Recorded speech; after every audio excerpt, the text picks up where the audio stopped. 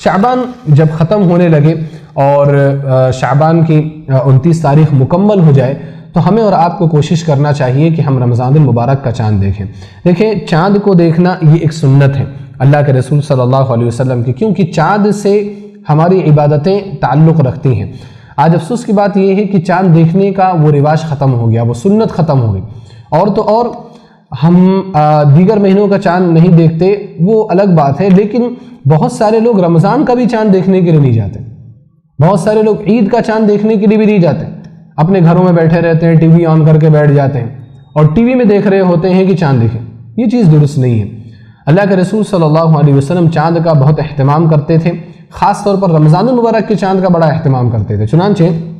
سنن ترمذی کی روایت ہے، حضرت ابو ہریرہ رضی اللہ تعالیٰ عنہ راوی حدیث ہے، فرماتے ہیں کہ اللہ کے رسول صلی اللہ علیہ وسلم نے فرمایا احصوا ہلال شعبان لرمضان، کہ شعبان کے چاند کو آپ گنو، یعنی شعبان کی تاریخ کو گنتے رہو باریکی کے ساتھ۔ لرمضان کیوں؟ رمضان المبارک کے لیے، یعنی آپ کا رمضان مس نہ ہو، ایک دن بھی مس نہ ہو، اس کے لیے آپ کیا کرو، پورے شعبان مہینے کی گنتی اچھے سے کرو،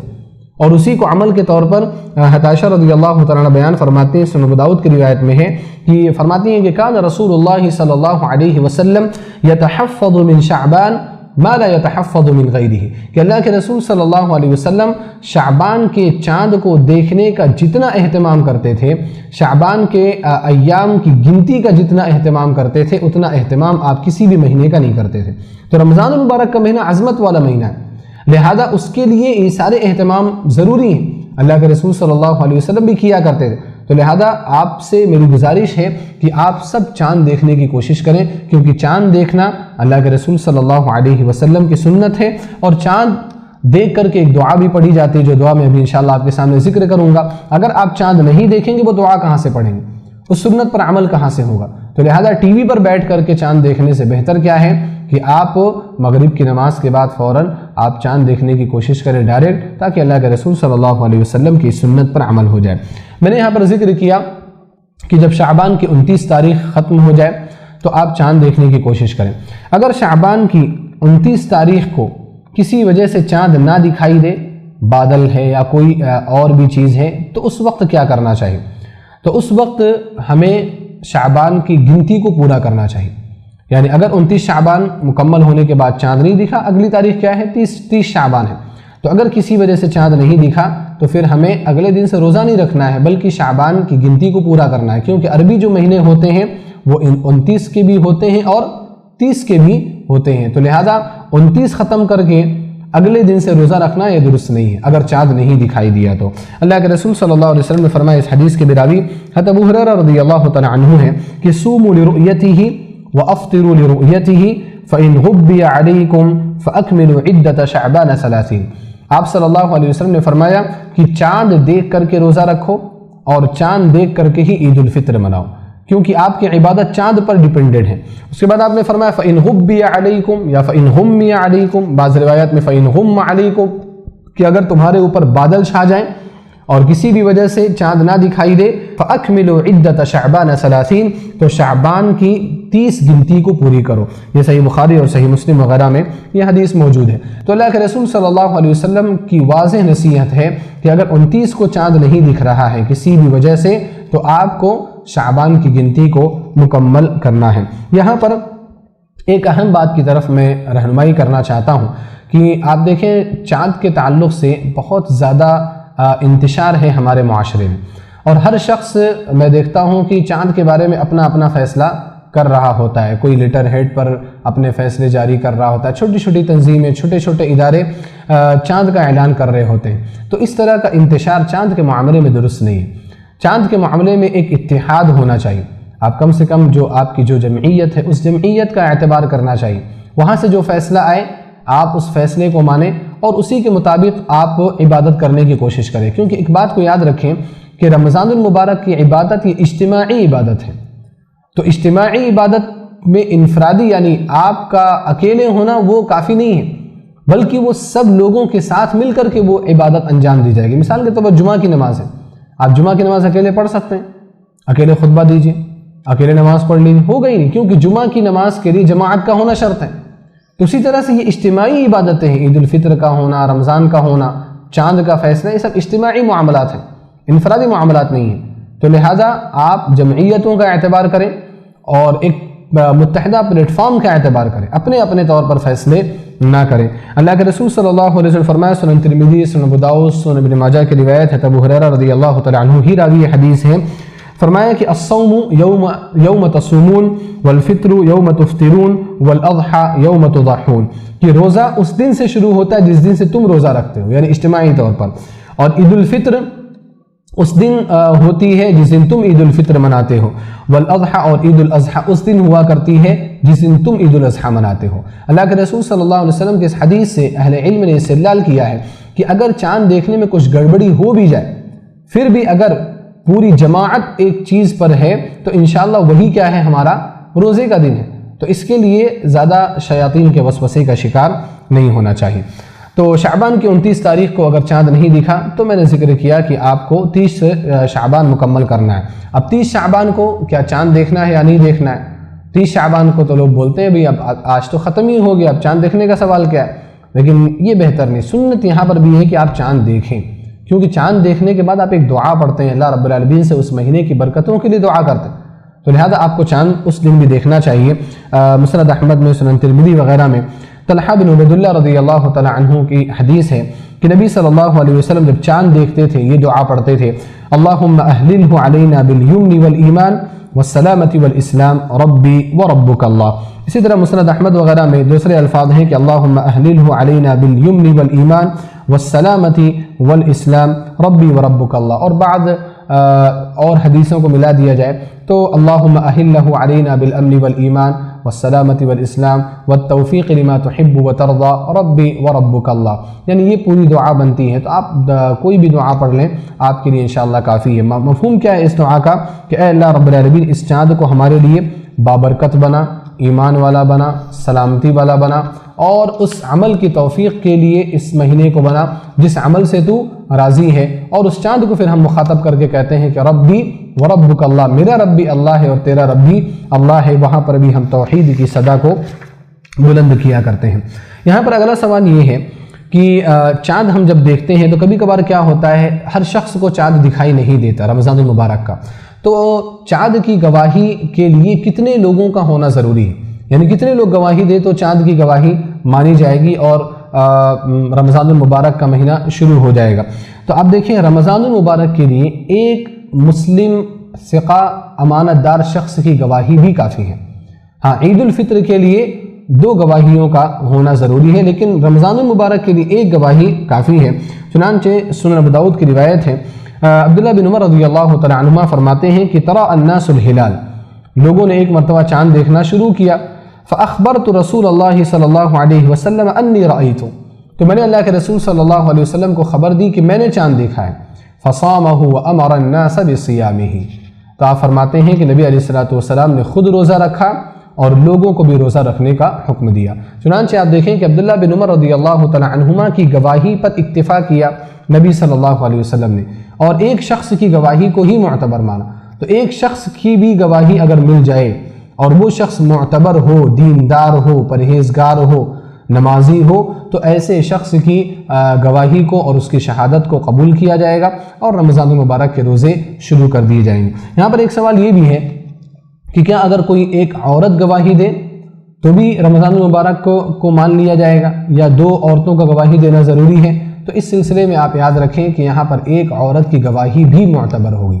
اور یہاں پر جو ہمارے ذہن میں قاعدہ ہے کہ شریعت میں ہر جگہ ایک آدمی کی جگہ پر ایک آدمی کے برابر 2 عورتوں کو رکھا گیا ہے، تو ہر جگہ ایسا نہیں ہے۔ کچھ معاملات میں جیسے بزنس کا مسئلہ ہے، قرض کے لین دین کا مسئلہ ہے، قرض کی گواہی کا مسئلہ ہے، تو وہاں پر 2 عورتوں کو ایک آدمی کے برابر قرار دیا گیا ہے، کیونکہ عورتوں کا تعلق بزنس سے اتنا نہیں ہوتا، تو ان کا کام نہیں ہے۔ لیکن جو چیزیں عورتوں کے ساتھ ہیں، جیسے مثال کے طور پر رضاعت کا مسئلہ ہے، اللہ کے رسول صلی اللہ علیہ وسلم نے وہاں پر ایک عورت کی گواہی کو بھی معتبر مانا ہے، بہت ساری جگہوں پر ایک عورت کی گواہی کو بھی معتبر مانا گیا ہے،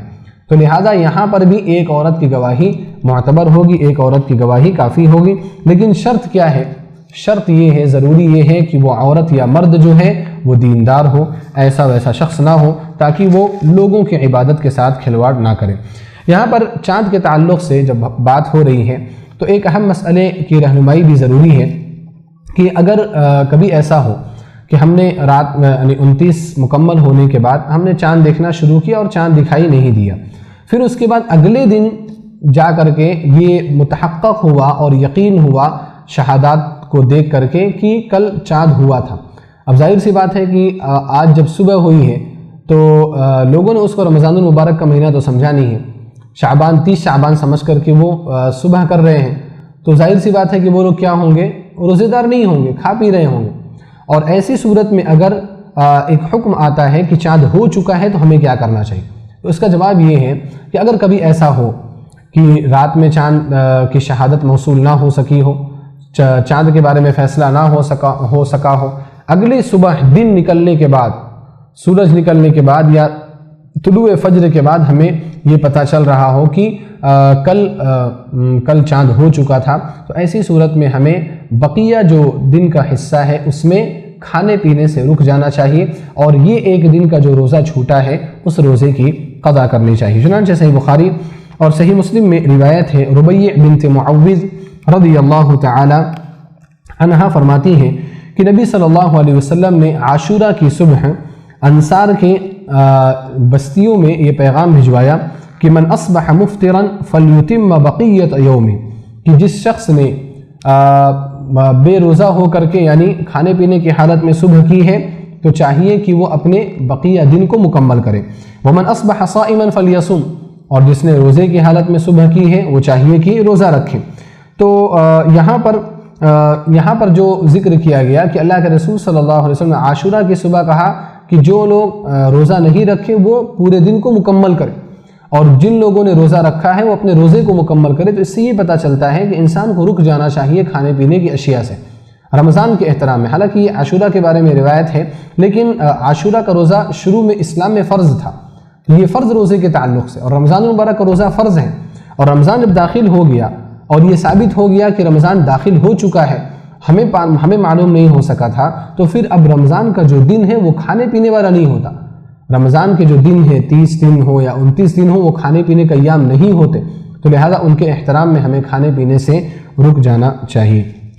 یہاں پر ایک اہم مسئلہ رمضان کے تعلق سے یہ ہے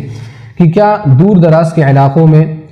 روزے میں اور لیلۃ القدر میں فرق ہو سکتا ہے؟ اور یہ بڑا اختلافی مسئلہ ہے ہمارے یہاں، آج کل بہت انتشار ہے اس مسئلے میں۔ کچھ لوگ توحید رؤیت کی بات کرتے ہیں کہ پوری دنیا میں ایک چاند ہونا چاہیے، تو کیا ایسا ممکن ہے اور حدیث ہمیں کیا پیغام دیتی ہے؟ تو اس سلسلے میں بڑی پیاری روایت ہے صحیح مسلم میں اور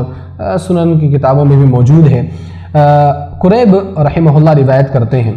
فرماتے ہیں قریب کہ ام الفضل بنت حارث نے ان کو معاویہ رضی اللہ تعالی عنہ کے پاس شام میں کسی کام سے بھیجا، چنانچہ قریب گئے اور جو ام الفضل کا جو کام تھا وہ کام کیا انہوں نے، اور وہاں پر رمضان المبارک شروع ہو گیا۔ یعنی جب وہ شام میں ہی تھے، مدینہ سے گئے تھے، جب شام میں ہی تھے تو وہاں پر رمضان المبارک کا مہینہ شروع ہو گیا۔ کہتے ہیں کہ میں نے شام میں چاند جو ہے رمضان المبارک کا جمعہ کے دن دیکھا تھا۔ کہتے ہیں کہ میں جب واپس آیا مہینے کے اخیر میں، رمضان کے اخیر میں واپس آیا، عبداللہ بن عباس رضی اللہ تعالی عنہما جو صحابی رسول ہیں ان سے ملاقات ہوئی، تو بہت ساری باتیں ہوئیں۔ ان باتوں میں ایک بات یہ ہوئی کہ عبداللہ بن عباس رضی اللہ تعالی عنہما نے پوچھا متى رأيتم الهلال، تم نے شام میں چاند کب دیکھا تھا؟ تو قریب نے کہا کہ ہم نے تو جمعہ کی رات کو چاند دیکھا تھا۔ عبداللہ بن عباس رضی اللہ تعالی عنہما نے ان سے پوچھا تعجب سے، آپ نے دیکھا تھا؟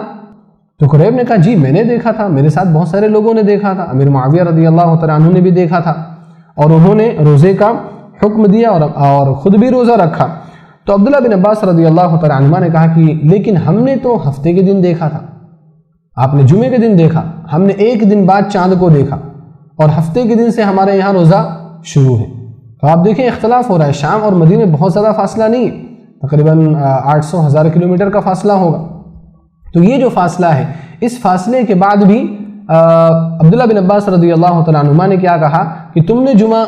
کی رات کو دیکھا تھا، ہم نے ہفتے کی رات کو دیکھا۔ اس کے بعد قریب نے کہا کہ اولا تکتفی برؤیت معاویہ وصیامہ، ایسی صورت میں کیا آپ امیر معاویہ رضی اللہ تعالیٰ عنہ کی رؤیت کو کافی نہیں سمجھیں گے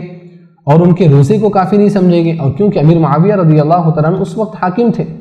اس وقت آپ کی حکومت تھی، تو امیر معاویہ رضی اللہ تعالیٰ عنہ نے اگر دیکھا تو پوری حکومت میں ایک ہی دن رمضان المبارک شروع ہونا چاہیے تھا، لیکن عبداللہ بن عباس رضی اللہ تعالیٰ عنہ نے فرمایا لا، ایسا نہیں ہوگا، یعنی ہم امیر معاویہ رضی اللہ تعالیٰ عنہ کی رؤیت کو کافی نہیں سمجھیں گے۔ ہاکذا امرنا رسول اللہ صلی اللہ علیہ وسلم، ایسے ہی اللہ کے رسول صلی اللہ علیہ وسلم نے ہمیں حکم دیا ہے۔ اب ایسے ہی حکم دیا ہے کا معنی کیا ہے؟ معنی یہ ہے کہ علاقوں میں روزہ کو لے کر کے، لیلۃ القدر کو لے کر کے اور دوسری چیزوں کو لے کر کے فرق ہو سکتا ہے۔ اب صحیح مسلم کی اتنی واضح روایت کے باوجود اگر ہم یہ کہیں کہ پوری دنیا میں ایک ہی دن چاند ہونا چاہیے تو یہ تھوڑی بعید بات نظر آتی ہے، اگرچہ سلف سے اس مسئلے میں اختلاف چلا آ رہا ہے، لیکن یہ اس اختلاف کا کوئی بھی حل نہیں ہے۔ اللہ کے رسول صلی اللہ علیہ وسلم کی جو عمومی حدیث ہے جو اس سے پہلے گزری، صوموا لرؤیتہ وافطروا لرؤیتہ، چاند دیکھ کر کے روزہ رکھو اور چاند دیکھ کر کے ہی عید الفطر مناؤ۔ آج ٹھیک ہے ٹیکنالوجی کا دور ہے، موبائل فون کا دور ہے، آج ایک سیکنڈ میں آپ کو پتہ چل جاتا ہے کہ یو ایس اے میں، سعودی میں چاند ہوا ہے یا نہیں ہوا ہے، لیکن ہماری شریعت جو ہے وہ ان ذرائع پر ڈیپینڈنٹ نہیں ہے، کیونکہ اگر کچھ دنوں کے بعد مثال کے طور پر یہ فون ختم ہو جاتے ہیں، یہ انٹرنیٹ ختم ہو جاتا ہے تو کیا پھر شریعت بدل جائے گی؟ ہماری شریعت ایسی نہیں ہے کہ انٹرنیٹ اس کے ساتھ کھلواڑ کرے۔ انٹرنیٹ کا زمانہ پہلے نہیں تھا تو اپنے حساب سے روزہ رکھ لو، اب انٹرنیٹ کا زمانہ ہے تو ساری دنیا والے ایک ساتھ رکھ لو، پھر اس کے بعد پھر ختم ہوا تو پھر الگ رکھ لو۔ یہ ایسی شریعت نہیں، ہماری شریعت قیامت تک کے لیے آئی ہے اور وہ ثابت شریعت ہے۔ لہذا توحید رؤیت کی بات کرنا میں جہاں تک سمجھتا ہوں کہ یہ مناسب نہیں ہے اور کسی بھی طرح سے یہ چیز ممکن نہیں ہے۔ تو یہ چاند کے تعلق سے کچھ مسائل تھے۔